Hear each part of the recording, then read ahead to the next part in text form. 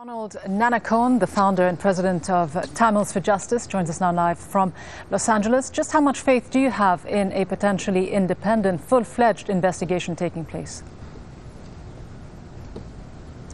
Well, we are hoping against hope that the United Nations would do their follow-up on the UN panel of experts and the recommendation.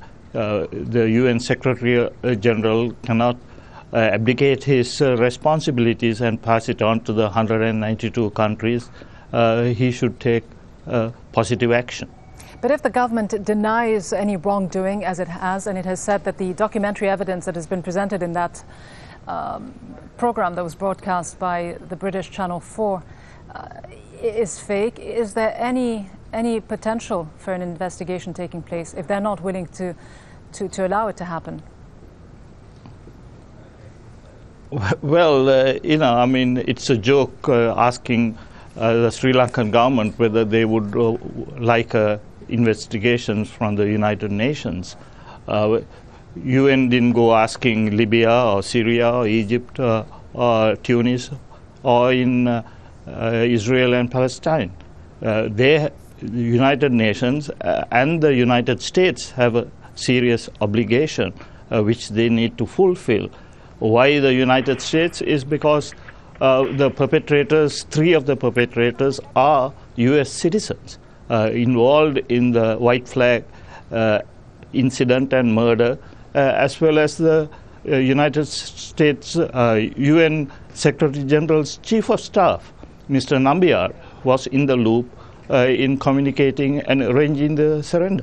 But what about the responsibility that the Tamil Tiger leadership itself bears in the death of civilians? A UN panel report suggested that Tigers were sending children into battle and they were using Tamil civilians as human shields.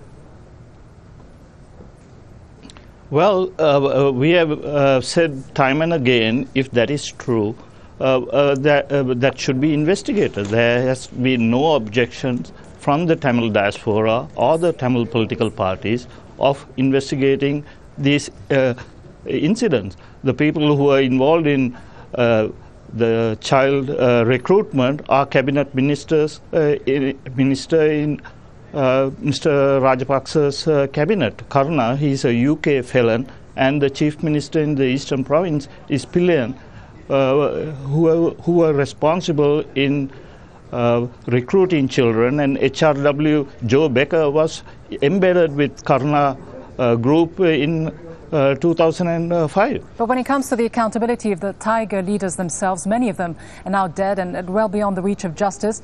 Do you agree, though, that the politics and the tactics that they pursued had devastating consequences on the population, on the civilian population?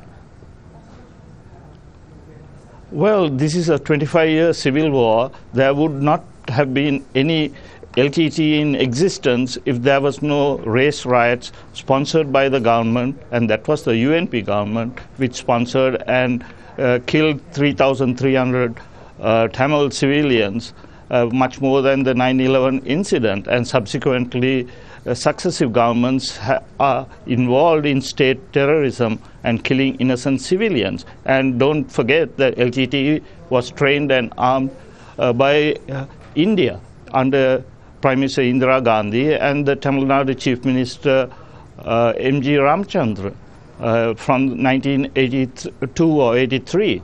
So there is enough blame to go around. And others were also involved outside the country. So they couldn't build up $1 billion arms without external support. Gnanakone, founder and president of Tamils for Justice, joining us from Los Angeles. Thank you very much.